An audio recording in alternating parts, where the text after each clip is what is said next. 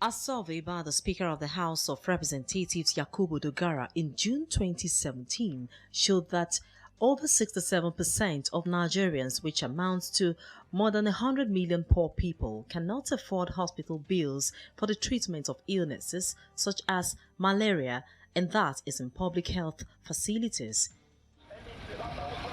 This is true for Alaya Biagba, a densely populated community in the heart of Ajegunle, reputed to be Lagos' most famous slum. Like other low-income communities, Ajegunle puts a face to the statistics showing the high rates of poverty in the country. Here in Alaya Biagba community, the oldest in Ajeromi Felodo area, a family of 12 can be seen struggling to survive in a one-room apartment. Some people sleep in a room, like 10 in a room, 4 in a room, 5 in a room. Yes, of course, 15 in a room. If possible, manage. Most people don't have a job opportunity like that.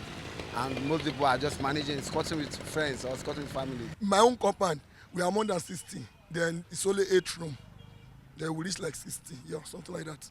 So we are still managing church. Some guys used to sleep at church to manage themselves. Ajegunle in Yoruba translates to "Fortune lives here." But it's difficult for anyone coming here to see fortune in the community presently considered one of the poorest in the state. Basic needs of life for people here are a big deal. Attending to health problems as basic as body pains cost a fortune. Alaya Biagba has the highest population and highest poverty. We are very poor. They don't have money to buy drugs, so this makes them not to go to hospital when they need to go. At times, if they go, they'll be looking for money. They will come to me as the traditional ruler. If you see where they are living, in a room, 10, 12 people is living in one room. Little wonder, free medical interventions by non-government organizations like this one is more like Christmas for the residents. I have stroke. I don't have money, that's why I come here. If I have money, I will have go to hospital. One time that I go to the hospital, I spend a lot of money, almost 100,000. For now, they give me little one that I can take, that my body will be very okay. Going to hospital is not affordable. Their price is too much. So when they see free medical checkup like this, everybody rush down to that place to check. Oh, they said blood pressure, HIV, the checkup they are doing there now, malaria, and your temperature, then your physiology treatment, or if you need surgery, if they prescribe you for surgery, then that is what I saw in their list there. So that is where everybody is going there. I myself, I went there, but no chance to ask the doctors, the people that is doing the test, what and what. So we go to communities every quarter. And we don't just go to any community, we go to where you may call hard to reach your community, where access to some of these basic needs of life could be very difficult. We bring our health services down to the community, down right to the grassroots. You can see from the faces of the people that you are seeing here that they fall into the category of the people we are targeting. So now we are at Ajeromi Felodu, we are at Ajegunle. We just brought so much love for this season to Ajegunle. The turnout here is an indication, that Nigeria has not done well with regards to taking care of its citizens. Some of these tests that they are running here, it costs less than between 500 and 1,500. But most Nigerians can't afford it. So that's an indication that things are not really working the way they should. 2 weeks ago, I was in the hospital, and I can tell you that the test I did was not 2,000. But as you can see now, these people here can't afford it, and it's really a challenge that the government needs to tackle. The people excitedly scamper to get their health needs met at the medical outreach, but the hospital a few meters away is dull and empty. A ward meant for 5 patients has just 2 been treated in a health facility big enough to accommodate more than 200 people. The owner tells me the business has remained low at the hospital.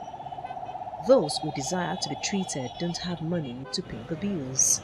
We are just surviving by the grace of God. And I don't know how those that don't own the building, I don't know how they survive. But we here, it's not easy because most of the time we end up doing charity. It now looks as if it is charity work that we are doing. Somebody will enter, you tell the person this is how much you will pay for your treatment. Some will become hostile, some will even start abusing us. Poverty level is much. Most of them don't have money even to eat. Sometimes you see them entering the hospital to beg for food, and some will enter, they will be sick. And if you ask them, have you eaten today, they say, I have not eaten. And you kind of want to give that person food before treating him or her. Perhaps a more interesting story is that of Dr. Joseph Onigbide, who has been practicing for 34 years. On a visit to his health facility, I discovered the story is not any different. An empty reception area that ordinarily could have been occupied by patients.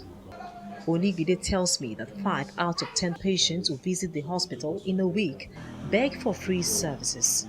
Most of the people I see here, I almost say over 80% cannot afford to pay the bills. We have to find a way to help them because they are very poor. Out of 10 patients every day, you see at least 5, if not all the 10, begging that this is too high for me, or some can't even pay at all. In fact, some people even prefer to die. They say, let me eat first than going to pay any money to the hospital. And this is very, very sad. As the hospitals are empty of patients, many doctors are leaving the country in search of better job satisfaction. The Association of Resident Doctors says 12 doctors leave Nigeria weekly to practice overseas. Onigbide has thought of shutting down his hospital, but his passion to save lives seems stronger than the thoughts. Yes, almost every day I regret still coming here wasting away. In fact, my wife has told me that, why are you wasting away here? Just sitting down, not treating patients, money is not coming in, you are just giving, you are more or less doing charity organization. So, but because of the vision I have, number one, I have the vision of, treating the community and not just medical, I also have some other outreach that I give out to people. So I have felt like running out of this place. I love this country, I love this our community. Unfortunately, this country is not the best at this time. Funding is considered the #1 challenge facing healthcare in Nigeria. Only 3 to 4% of the annual national budget is allocated to the health sector against the 15% agreed by the African Union in 2001. Poor working conditions is another. Public health experts say a community health insurance scheme needs to be introduced for the informal society, as the current National Health Insurance Scheme, NHIS, being run by the federal government, only captures a particular section of the society. They say this is the best way people in places like Abimbola will get quality health care. Abimbola Agbebiyi, TVC News, Lagos.